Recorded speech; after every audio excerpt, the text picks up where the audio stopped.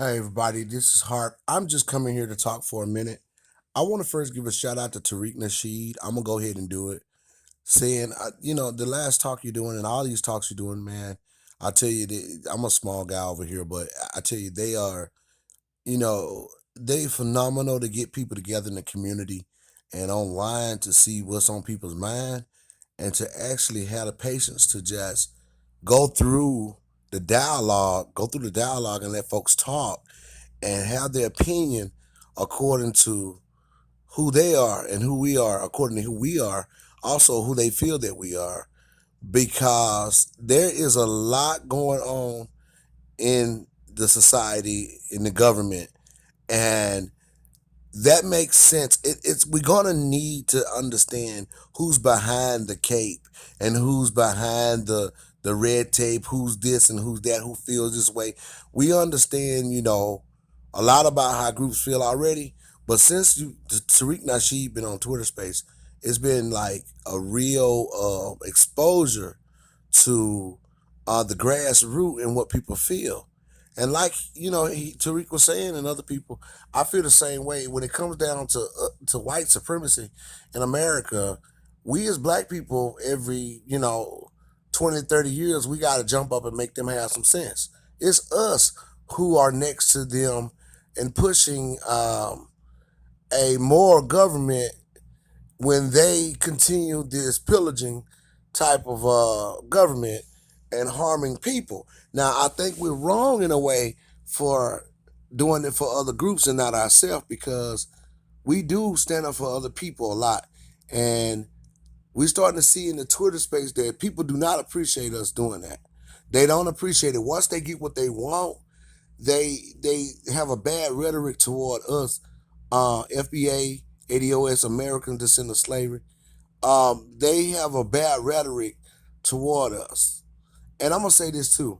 I know that Tariq Nasheed and Yvette, y'all had some differences, what have you, on some stance. And I remember when Tone Talks was wanting people to vote Democrat and down ballot and all that. Well, I wasn't in agreement with that either. I was more in agreement with either you just gonna vote Republican or not vote, because they had really um, hell bent on getting us to do something in all their antics. So when Tariq was telling Tone Talks, with ADOS, not to be telling us that, and they got into a little fight about it, a word battle, and things went left a little bit with that. Okay, sometimes that has to happen. So listen, we need everybody. We all black people. We calling for the same thing, but we can't always agree on things, especially when they um, below the belt or just childish or it don't make no sense, or we have to call each other out sometime. We just do. And plus, we black people and we are victims also to the social dysfunction on some level. Maybe not to the third degree of what it happens to black people in terms of dysfunction. But we are still black people, and we're not above the science of what happens to black people in terms of white supremacy and what they were able to do to us socially, and been able to cop and colonize our movements in the 60s and get into our spaces in our heads with narrative throughout along our survival here without correcting us way by Constitution. Now, but I'll say there's groups of people. I don't want to be all over the place. I just want to share something with y'all. Thank y'all for subscribing to my channel. Continue to subscribe. I'm Harp Harp. I just want to say again, there's groups of people that feel that they're entitled to what the descendant of slavery, FBA, is entitled to. That is the craziest thing, the craziest is damn thing I ever heard of and saw. And a lot of times you guys are saying stuff and acting crazy like you're entitled to what we're entitled to, even though you come from another nation. To come here alone is a reparation to you, is a freedom to you, according to what America is. According to what America is. And you now want to jump into our social meetings and our crowbar your way into our politics, which a lot of you already have, and some of you Some of y'all leaders have too, like Alexandra Cortez, all in the CBC. All that stuff should have never been allowed. Mexican leaders all in the NAACP. And you Latinos, when Trump was sending y'all home, and a lot of you immigrants, it was black politicians who stood up, because I saw it for a whole year fighting. I mean, House in the House of Representatives, all in Congress. I mean, fighting black politicians standing up. Um, State representatives fighting, be saying that with a narrative saying that Trump is treating people racist like he did black people. We was telling them not to do that. We, because I'm politically astute, I study and I look at things and I see the needle moving. We were saying that these people are not worthy of us fighting for to our group. And y'all were crying, your face was red, you was getting sent home. I mean, all of you, from Asians on up to Hispanic. I mean, y'all was out there fighting, singing our songs, standing with us, trying to get something done. But now, when we get ready to do something for ourselves, y'all got a problem with it. You guys are ungrateful. You bite the hand that feeds you. And the only thing that'll bite a hand is a dog.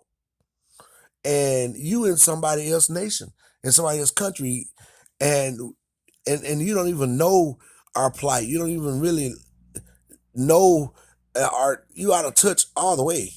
You out of order, literally. You just out of order. And our people fought for you. And then a lot of the black people, we told them not to put the president Joe Biden in office. They did that. And the reason you get what you get now is because of the president that largely black people put in office right now today. So when you say we're not helping you, we helping you right now as I speak, as we do these talks. Your ass is getting aid from our decisions and our people passion who they are. I wouldn't have done it because I realized what you was gonna do. People like Tariq, Nasheed, me myself, Vicky Diller, Yvette or whoever, Carnell, we understand that you guys are gonna go up there and do what you do because we've been watching this for a while now. Nobody knew that we was online talking about it but us. But sometimes you guys get a whiff of it. But now it's starting to get a little bit more bold. And when it comes down to the reparation talk, this is all because of us. We're leading the narrative, you know, Filling the Advice Show, African Diaspora Channel.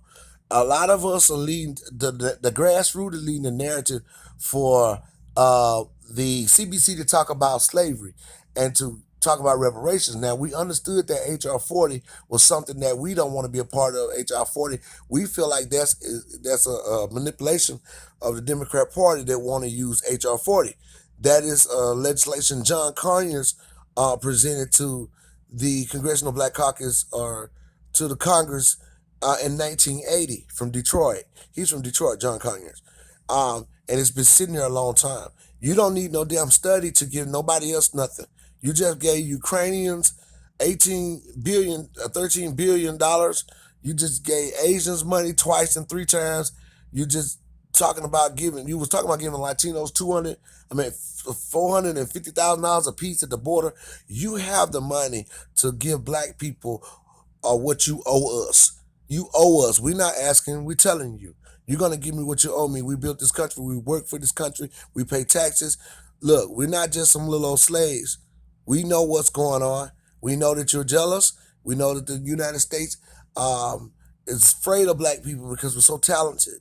And we do have a high IQ. We have a higher IQ than any group. And the science of white supremacy has lied and said that we have a low IQ. We know that. But we invented every major thing that happens and that you use today as a cushion in this society. And that's for you Asians who run around loosely talking with your tongue. And you got protections from my government. And you can do so much. You guys, all you groups, y'all can do so many good things. I'm not trying to be mean. But y'all so good at everything y'all do. Why didn't y'all do it in your own country? If you so good at it. Because we did everything here. White supremacy, we were slaves. We fought in the streets through Jim Crow. We did all that. Our people got out. We were hung on trees. My granddaddy was burned alive by the KKK. And you hear me, damn it? We stood and we had bloodshed. And we put a moral government, pushed a moral government into society. And we only, how many percent? 14% of the population. You understand me? We built Black Wall Street. We built Rosewood. We got people who got, all kind of history and inventions. Mary Jane McLeod Bethune, 16 Degrees. I can continue to go on and on and on about who he is and, you know, just I mean, you can just go Frederick Douglass. I mean, he couldn't even be enslaved. We can just go on and on about who we are, and how major, how strong we are, and how lion and lioness we really are as a people. We create a society where y'all come to as a dream. Y'all took the slogan of our ancestor and our icon for civil rights. Y'all took our slogans. Dr. Martin Luther King had a dream, not you, Latinos. Y'all got a dream to come in somebody else's country and build off of what's already been put here, and then turn around and have a talking point against us is very offensive, and using all kind of offensive rhetoric toward the people that you need and that support you, even with tax dollars. We pay taxes. Natives don't pay taxes, so-called natives, but we are natives too, because there were black people here as well. We pay taxes too. We take care of everybody. When the Jews came here, they came with a blank check. That's safe from the Holocaust. We paid taxes. When we were slaves, we took care of white people that came out of prisons, and Irish and mental hospitals that come over here to claim land, and gave them a sacredcy of living by our blood state, dire state, and our blood sacrifice. So you need to watch your mouth when you're talking about black people, descendants of slaves, foundational black Americans. You need to watch your mouth and stop asking to be a part of our movement and try to get some money. A lot of you people are greedy. Y'all greedy. Y'all come from another country, and you're very greedy people, but you don't have no stance and passion for your own self and no self-preservation in your own country. You have abandoned, a lot of you have abandoned your country and your children and your family just to be here in the United States. You don't have that kind of fight we have. I'm sorry. You're just not us. And we know it. And they don't like the fact that we're proving this. But we were nice all up until now. People talk about we kill each other, drug dealers. Of course, when people are impoverished, that's what they do. That's adjacent to crime. They don't have a comfortable anchored way of choosing like other groups. And other groups get here and get loans from the bank. They get buffered into situations. They get tax dollars from us. DACA was illegal. Deferred action childhood arrival. You brought your children to somebody else's nation illegally. Do you know that's a child endangerment? Just like Trump said, you should have been going to jail for that. Y'all have a home. Y'all don't have any pride in yourselves to come here and then beg and be greedy from us begging. Y'all the one begging people for stuff. You have a home. Your children, them anchor babies, they think they so American. No, you're not. You are not. Your family brought you to this country as a freedom. They didn't stand in their country. Our family stood when we were being killed. Y'all say y'all being killed, y'all in harm's way, y'all running, y'all seeking asylum. Well, hell, we should have ran. We were seeking asylum too, but we stayed here. We held our own, we stayed here.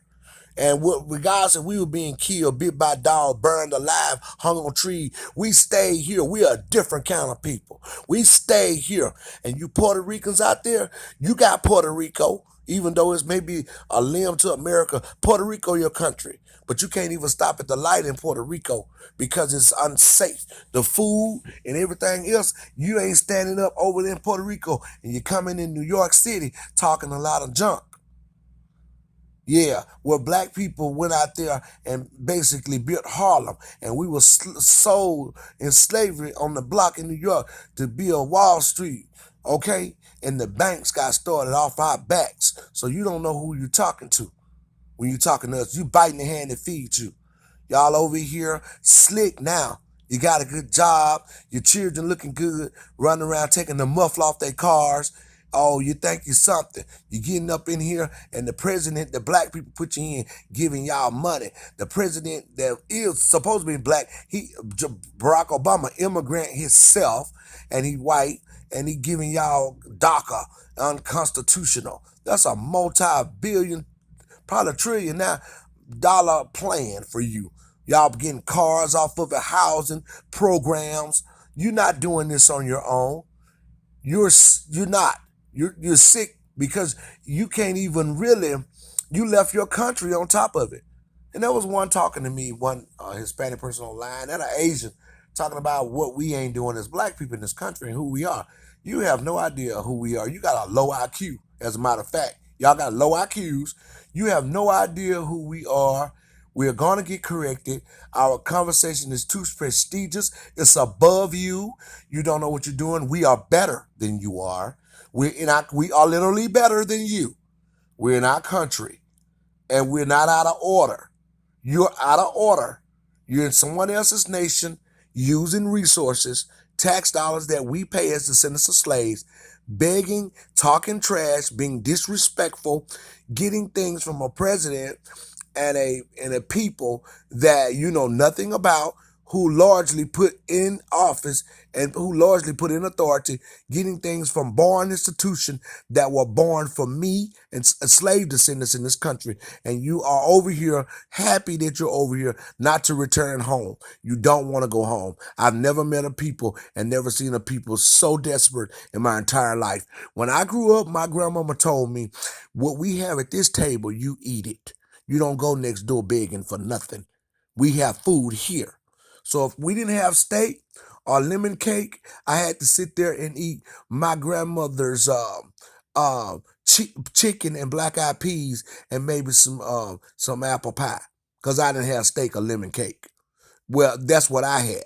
But see, you guys want to leave what you got. You don't like it. You feel what we have to offer is better, and you're not in dire state to come here. You're just greedy, and it's okay to want a better life, but in the way in which you've been given it, it's because of us.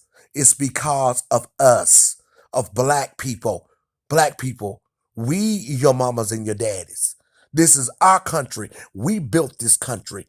We stand up for you. We have the political capital to stand for you, but we don't practice it for ourselves. Now it is time for us to practice self-preservation for ourselves. And you don't like it because you want more and more, and you've gotten over already. So stay out of our conversation unless you can stand behind us and be quiet, learn, and listen, because this is where we're going and we on the march. Thank you for joining me.